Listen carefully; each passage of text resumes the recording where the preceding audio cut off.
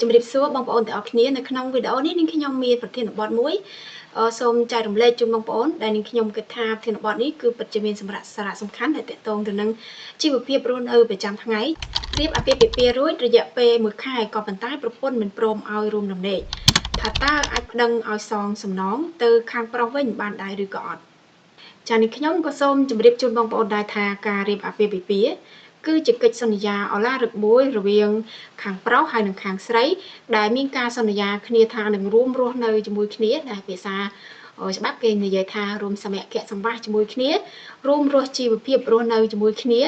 សហការគ្នាជួយសង្គ្រោះគ្នាទៅវិញទៅមកតាមបញ្ញត្តិច្បាប់បង្កើតគ្រួសារមួយពិតប្រាកដហើយមិនអាចរំលាយចំណងអាពាហ៍ពិពាហ៍នោះទៅដោយស្រេចទៅតាមទំនឹងចិត្តរបស់ភាគីណាម្ខាងឡើយ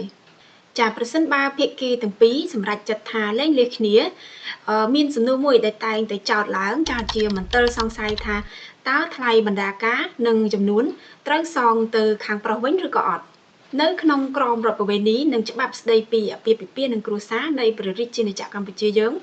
គឺមិនបានបញ្ញត្តិទាក់ទងទៅនឹងថ្លៃបណ្ដាការនិងចំនួនដែលករណីដែលប្តីប្រពន្ធលែងលះគ្នាដែលតម្រូវឲ្យខាងស្រីត្រូវតែសងទៅខាងប្រុសវិញនោះគឺមិនមានទេចាចំពោះករណីដែលប្តីប្រពន្ធរៀបការហើយមិនព្រមរួមដំណេកជាមួយគ្នានោះគឺមិនមែនជាបទល្មើសព្រហ្មទណ្ឌដែលតម្រូវឲ្យមានការផ្ដន្ទាទោសឬមួយក៏ការពិន័យជាប្រាក់ឡើយដែលទង្វើនេះគឺគ្រាន់តែជាទង្វើមួយដែលផ្ទុយពីគោលបំណងនៃអាពាហ៍ពិពាហ៍ដែលគោលបំណងនៃអាពាហ៍ពិពាហ៍គឺមានគោលបំណងឲ្យប្តីប្រពន្ធពីរនាក់ហ្នឹងគឺគាត់ត្រូវតែរួមរស់នៅជាមួយគ្នាសហការគ្នាជួយសង្គ្រោះគ្នាទៅវិញទៅមកឬមួយក៏រួមរស់ជីវភាពជាមួយគ្នាដែលហៅថារួមសមគ្គសង្វាសជាមួយគ្នាចាជាប្តីជាប្រពន្ធនឹងតរហូតតទៅមិនមែនឲ្យប្តីប្រពន្ធនឹងត្រូវតែរស់នៅដាច់ឆ្ងាយពីគ្នានោះទេហើយក៏មិនមានបទបញ្ញត្តិណាមួយបញ្ញត្តិតម្រូវឲ្យខាងនារីឬមួយក៏ខាងបរិសុទ្ធដែលមិនព្រមរួមដំណេកហ្នឹងគឺគាត់មានទោសទណ្ឌឡើយខ្ញុំសូមនិយាយថាជាទូទៅករណីហ្នឹងកើតឡើងនៅលើតែភាគីខាងស្រីដែលខាងប្រុសនោះក៏ប្តឹងទាមទារចឹងទៅអញ្ចឹងនឹងខ្ញុំសូមនិយាយថាប្រសិនបើភាគីខាងប្តីយល់ឃើញថាមិនអាចរួមរស់នៅជាមួយគ្នាទៀតបានទេគឺខាងប្តីអាចប្តឹងទាមទារឲ្យលែងលះស្ត្រីជាប្រពន្ធបានដោយមូលហេតុគឺជា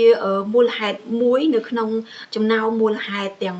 5ចាដែលមានចែងនៅក្នុងក្រមរដ្ឋប្រវេណីចាគឺនៅក្នុងមាត្រា978កថាខណ្ឌ1នៅចំណុចងហើយតុលាការគឺអាចសម្រេចឲ្យប្តីនិងប្រពន្ធដែលគាត់រស់នៅមិនចោះសម្រុងគ្នាហ្នឹងចាគឺគាត់អាចដាក់ពាក្យសុំលែងលះគ្នាបានករណីមិនចោះដំណេកគ្នានេះដែរគឺជាករណីមួយដែលទំនាក់ទំនងអាពាហ៍ពិពាហ៍ត្រូវបានបែកបាក់ដែលភាសាច្បាប់គេនិយាយថាមិនអាចបដិទានឡើងវិញបានលោកភាគីទាំងពីរឬក៏ភាគីខាងប្រុសហ្នឹងគាត់អាចប្តឹងសុំលែងលះប្រពន្ធបានជាទូទៅភាគីខាងស្រីគឺគាត់តែងតែមានក្តីបារម្ភថានៅពេលដែលលែងលះគឺគាត់ត្រូវតែសងនៅថ្លៃបណ្ដាការហើយនឹងចំនួនហ្នឹងទៅខាងប្រុសវិញថាតើនេះគឺជារឿងពិតប្រាកដឬអត់ចាចំពោះតាកតងទៅនឹងថ្លៃបណ្ដាការហើយនឹងចំនួនគឺគ្រាន់តែជាទំនៀមទម្លាប់ប្រពៃណីខ្មែរយើងពីបុរាណរៀងមកដែលខាងប្រុសនៅពេលដែលចង់រៀបការជាមួយនឹងខាងស្រីចាគឺត្រូវតែចូលស្ដីដណ្ដឹងខាងស្រីដោយមានភ្ជាប់ជាមួយនៅចំនួនផងដែរដើម្បីជាការចងស្ពានមានមេត្រីដើម្បីអាចឈានទៅដល់ការរៀបអាពាហ៍ពិពាហ៍នឹងបានដែលនេះគឺចង់មានន័យថាការដែលចូលស្ដីដណ្ដឹងខាងកូនស្រីដែលមានភ្ជាប់ជាមួយនៅចំនួនហ្នឹងគឺមិនមែនជាថ្លៃកិច្ចសន្យានៃអាពាហ៍ពិពាហ៍នោះឡើយអញ្ចឹងនាងខ្ញុំសូមសរុបសេចក្តីជូនបងប្អូនស្រីវិញថាចំពោះករណីដែលប្តឹងសុំលែងលះដោយមិនចោះដំណេកឬក៏រៀបការឲ្យបាន1ខែ2ខែហ្នឹងគឺភាគីទាំងពីរហ្នឹងមិនចោះដំណេកជាមួយគ្នាចាគឺមិនមានច្បាប់ណាមួយចែងថាខាងស្រីត្រូវតែសងនៅថ្លៃបណ្ដាការហើយនឹងចំនួនទៅខាងប្រុសវិញទេចំពោះការចែករំលែករបស់នាងខ្ញុំក៏មានតែប៉ុណ្ណេះដែរហើយជួបគ្នាជាមួយនាងខ្ញុំនៅវីដេអូក្រោយអរគុណបងប្អូនដែលតែងតែចូលមើលវីដេអូរបស់នាងខ្ញុំយ៉ាងច្រើនចានាងខ្ញុំបានឃើញមានបងប្អូនជាច្រើនចូលមើលវីដេអូរបស់នាងខ្ញុំចាហើយនាងខ្ញុំសូមអរគុណបងប្អូនមែនទែនចាជួបគ្នានៅវីដេអូក្រោយជម្រាបលា